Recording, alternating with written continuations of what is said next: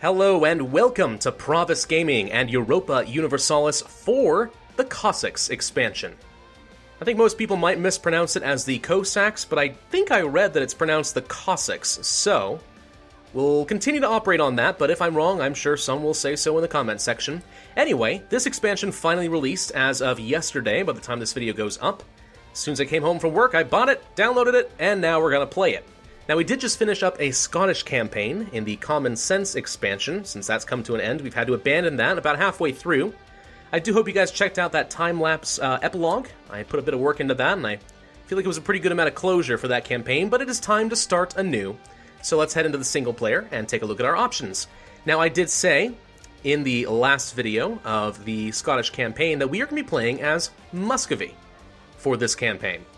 I think that that's pretty relevant, I would say, for the Cossacks expansion. The Cossacks, if I believe, were historically steppes nomads in this kind of a region down here, basically where Kazakhstan would be located. Actually, Kazakhstan is probably based off of Cossacks, isn't it? That makes sense, wouldn't it? The things you learn. Anyway, but Muscovy would be the Russians expanding south and kind of dealing with that area. I feel like rather than play as a horde, which is what a lot of people are doing these days, we'll continue to play as an Eastern European nation, but we will get some interaction with the steppes, nomads, and all those kind of different functions. I think that would be kind of fun. Besides, Muscovy is a pretty cool nation.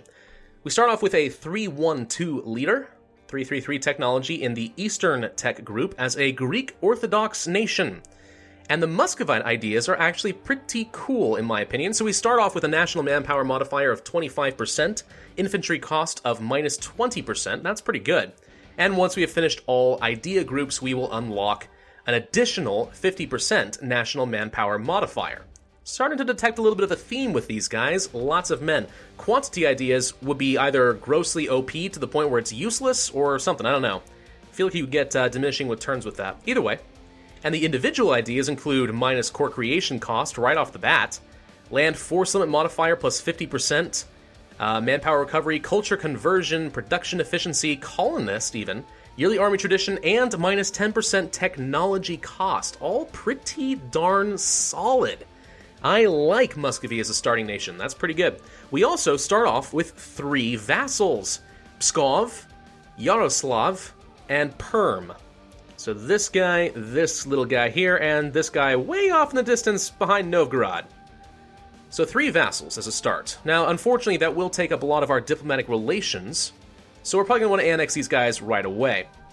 But I think it should make for a pretty fun playthrough. Now, one thing we're actually going to do is I'm actually going to go and create a randomized new world. And the reason I'm doing this is because in the Cossacks expansion, Paradox did rework the AI for generating a new world. So I think it could be kind of fun. It could be kind of fun to put that through the mill, find out what it can do, see what kind of new world we'll be looking at. It's going to be randomized every time, so, it kind of adds a special flavor to the game. And, you know what? As fun as it would be to colonize Alaska as Russia, I don't know. I think I'd like a little bit of randomization. I think that'd be more fun. Now, you do see that the Terra Incognita blots it out, so we don't get to see what it's like until later. We could go to the options and change that. Terra Incognita in lobby, switch to no accept. And you can kind of see what kind of new worlds will be generated, but I think we'll let it be a surprise for both of us. Alright, let's begin our campaign as Muscovy on normal difficulty, of course. There's no need for any AI bonuses. There will be historical lucky nations, which potentially is a little bit dangerous for me, but still.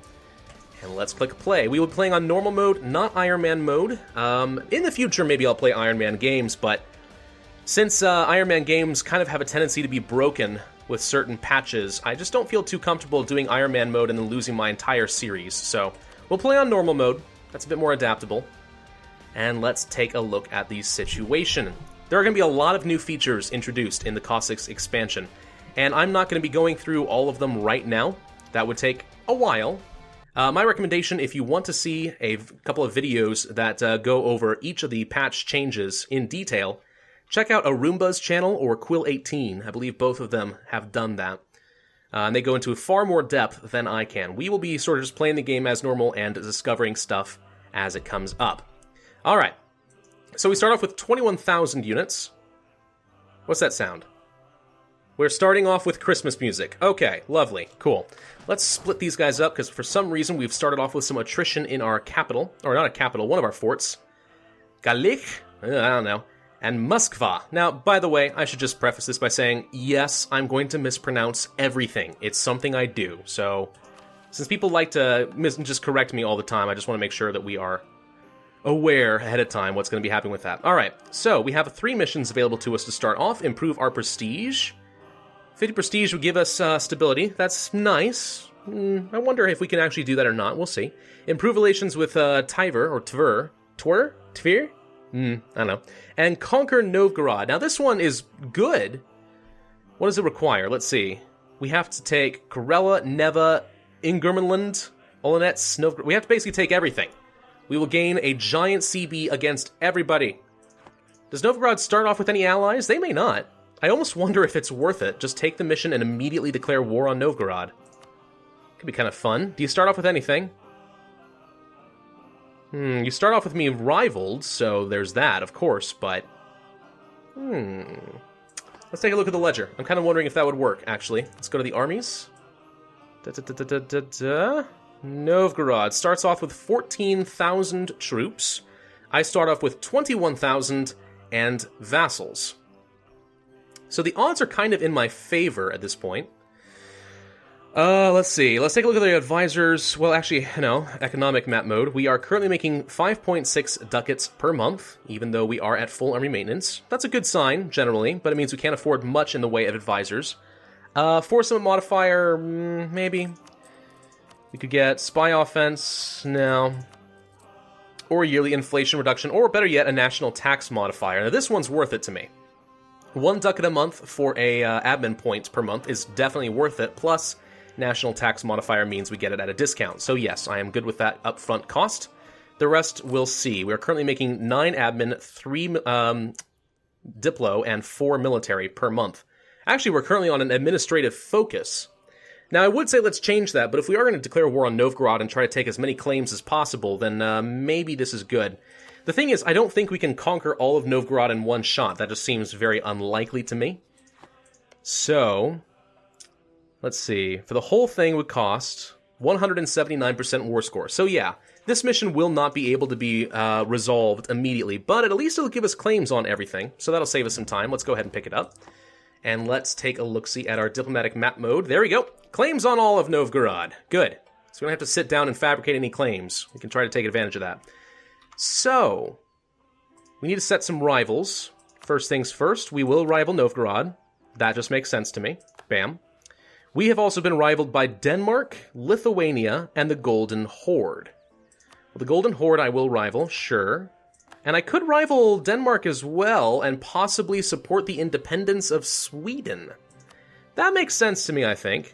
Yeah, let's go ahead and confirm Denmark as a rival. And who do we want to start improving relations with? Probably with Sweden, to be honest. Let's start improving relations with Sweden with one of our diplomats. And let's improve relations with... Lithuania, maybe, actually. Well, they hate me a lot, it turns out. I wish they weren't rivals to me. I wouldn't mind not being hostile with Lithuania at this point in the game. How about Nogai? We could be friends with Nogai. Possibly they would make a good ally in the future. And with our last diplomat, we will declare war. Actually, let's set our... Yeah, let's just go ahead and get some power. Why not? I can afford all 3 of these guys, so let's just go ahead and get the monarch points. There we go. All right, Novgorod. You have no allies yet, so we're going to immediately conquest against... what do we want? All of your troops are currently in Novgorod. We'll set the war goal as this one, I guess. However you pronounce it. And I'll let Perm grab that, I think. Get our war goal, something that's easy to conquer. No problem. Declare the war. Bam! First things first, we haven't even started day 1, and we are already declaring war. I love it. We don't have any leaders, do we? We do actually have a 3-4-3 general to start us off. That's pretty darn good. Sizable. I like that. All right, Dmitri. You control our armies. Congratulations. Enjoy the promotion. All right, these 10,000 units are going to go up toward the north. Our vassals are probably going to get stomped on a little bit, so I should probably go to vassal subject interaction and tell them all to play as supportive. I want them all to gather up on me. So we'll take everybody attached to this unit, for example. All right. So, we've jumped straight into the game and jumped straight into a war, but I haven't even discussed a single new feature within the game. So, before we get started, let's go ahead and talk about a couple of things. First off, there is the new estates system. We actually have 4 estates to start off. This is brand new. It kind of adds an aspect of internal politics to the game, which, depending on how you look at it, could either be a distraction or a much-needed peacetime activity. I'm not really sure yet. We'll find out more as we go, but basically there are 4 estates in Muscovy. Most nations would have 3 to start off. Most monarchies, I should say, would start off with 3. Republics start off with none, although they have their own faction election system, I suppose, so that's fine. And hordes start off with 1. But we have the boyars, and we have the burghers, and the clergy, and the Cossacks, down to the south. Now, each of these estates would expect a certain amount of territory within my nation. So, for example, the boyars expect to control at least 10%. Currently, they control 21.8%. So they're satisfied. They're quite loyal, actually. They're very happy with me. And as a result, they are providing me with 20% manpower recovery speed. The burghers don't expect to control anything? And yet they're fairly loyal. They're giving me some trade efficiency. The clergy expect to have 10%. They've got 12, so they're happy. The Cossacks don't expect anything either. And basically, each of these estates, you have to manage their loyalty, make sure that they're happy with you. If they become unhappy with me, then they can give me a penalty. So, for example, if their loyalty is below 30%, the boyars would reduce my manpower recovery speed and my land maintenance modifier.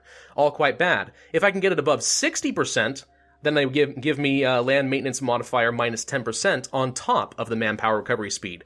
So you want to make them as loyal as possible to enjoy the benefits, but you really do not want them to be unhappy with you.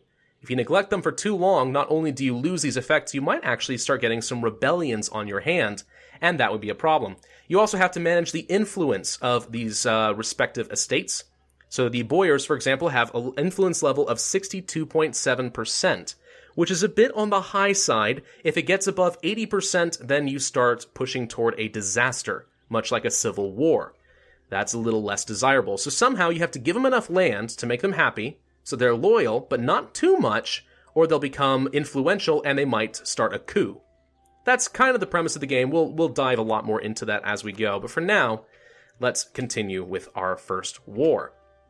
All right, Yaroslav, Pskov, run away, run away. Who got alliances? Did anybody take an alliance with Novgorod?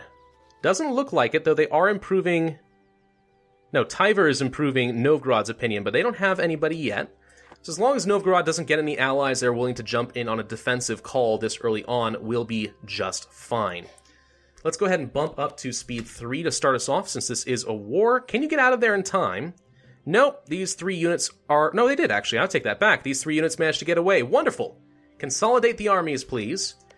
Arkolensk.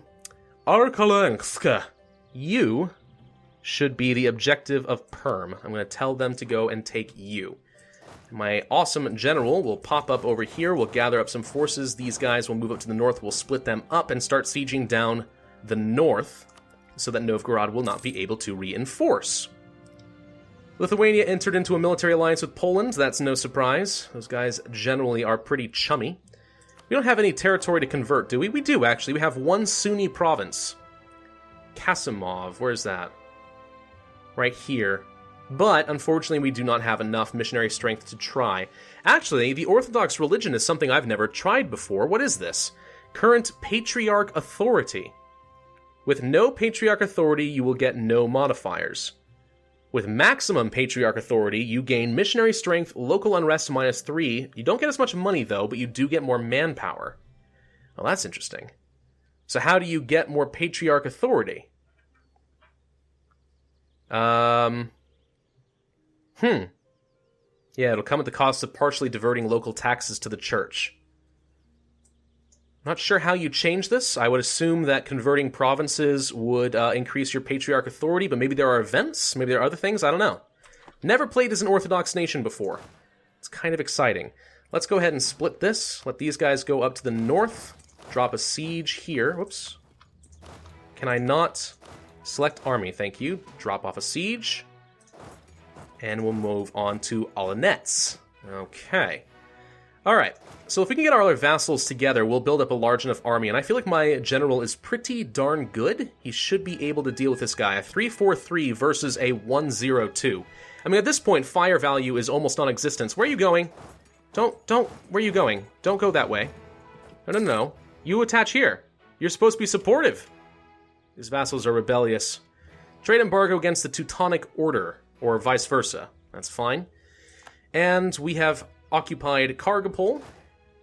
Perm is doing nothing at the moment, so we'll send this one troop up to there. Send these guys off here. They don't have a lot of forts right now, which is actually fairly nice for me.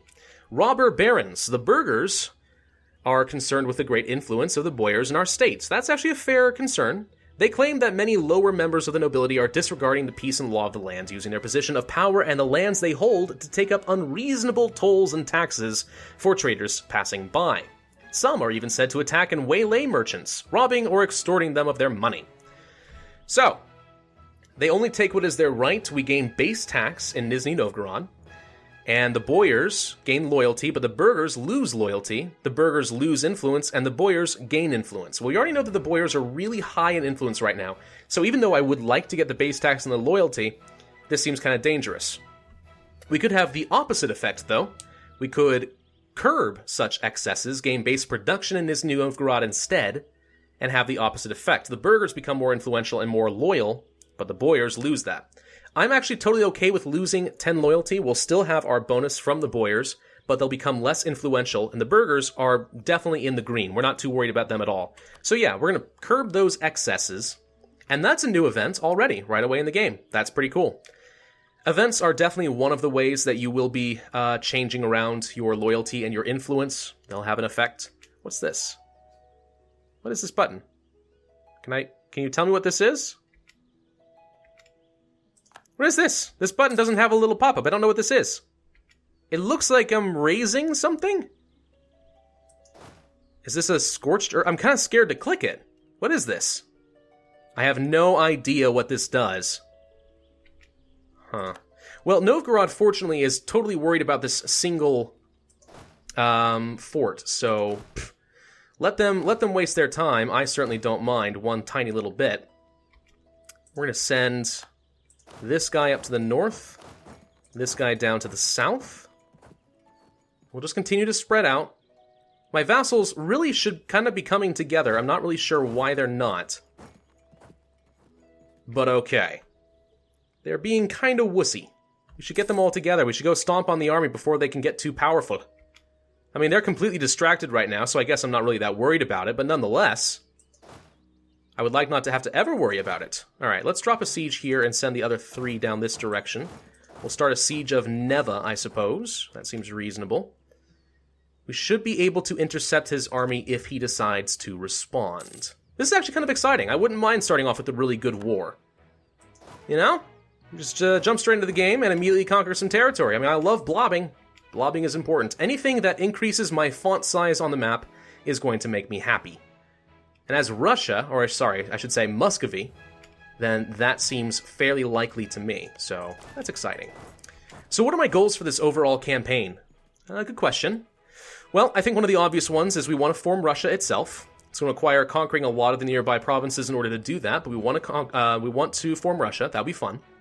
I like to westernize. That would also be important. I would not mind also expanding all the way to the Pacific Ocean. So I want to actually basically form modern-day Russia. You know, I want to take over the entire north of Asia and Eastern Europe. That would be good. And then, you know what, this actually may not be called the Pacific Ocean now that I think about it, but we do have a random new world, so if I'm able to explore and colonize some of the new world and just kind of have fun with that, that would be good enough for me. But those are probably my overall goals for the campaign. Alright. Moving on. Keep these guys going. My vassals are just really hesitant to get together here. For some reason.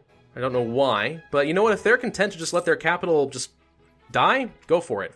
In fact, I'm actually going to change their interaction and tell them to just go ahead and be aggressive. If they're not going to join up and actually help me do this fight, then go ahead and start sieging down some of his provinces. I don't care that much. You'll notice, by the way, that one thing that did change is instead of just a single number to represent the number of thousands of troops, they added a little K down here. Not really sure why they did that. I've heard some theories from Roomba about that one. I guess he pointed out that, ships don't have a number by them. You expect there to be 2 ships, and you don't expect there to be 10 soldiers. You expect 10,000, so there should be a K. I don't know. I feel like that's kind of a silly thing to complain about, but whatever. If that's what someone was worried about, cool. They also changed the zones of control in this game a lot. I suspect that the way it works now is if you are sieging down a fort, then it is kind of occupied and unable to exert a zone of control. At least that's my theory. I still kind of have to figure out how that works. So right now, for instance, Novgorod and Neva are both forts with a zone of control. They both actually should be having a zone of control over Ladoga. But because they are both sieged down, I'm able to march directly from Ladoga into Ingermanland. Normally, I don't think I would be able to do that. So that's my theory, is once a fort is being sieged down, the zone of control is put on hold, and we'll be able to march around. That changes up the strategy a little bit, changes up your mentality of how you do your sieges and stuff, so let's see if we can take advantage of that. We're certainly taking advantage of it now. We're going to have all but 2 of Novgorod's provinces sieged down pretty quickly, and he has yet to even get 1. So let's see what happens. Let's go ahead and tell everybody to attach here. I'm going to change my subject interactions because there's nothing left to do, so be supportive, please. By the way, one thing that also is worth pointing out about estates is there are subject interactions with these guys as well. So for example, with the Boyars, I can go to the interactions here, and I have a few options. I can call a Daye. I lose 5 prestige, but the Boyars gain loyalty and influence. Pretty good way to spend some prestige to get your loyalty up if they're giving you some bad penalties and you want to change that around.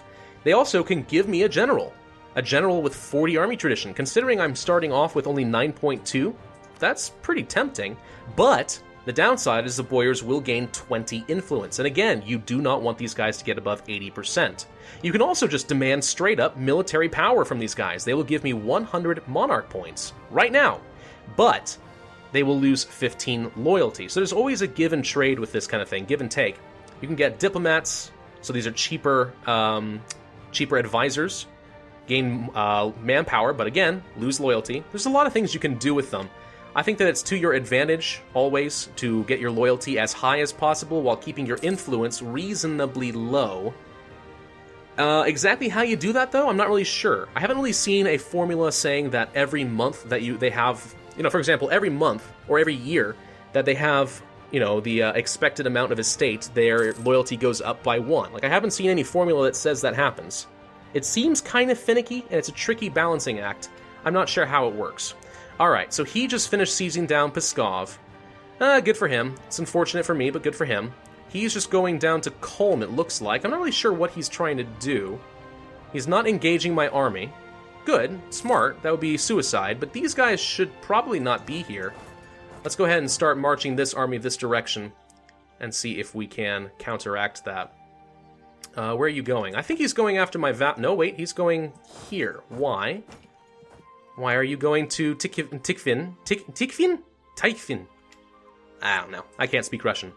Alright, well, this is going to have to be enough for this starting episode, so thank you guys for watching. This has been Pravus with the new Cossacks expansion. I hope you are as excited as I am.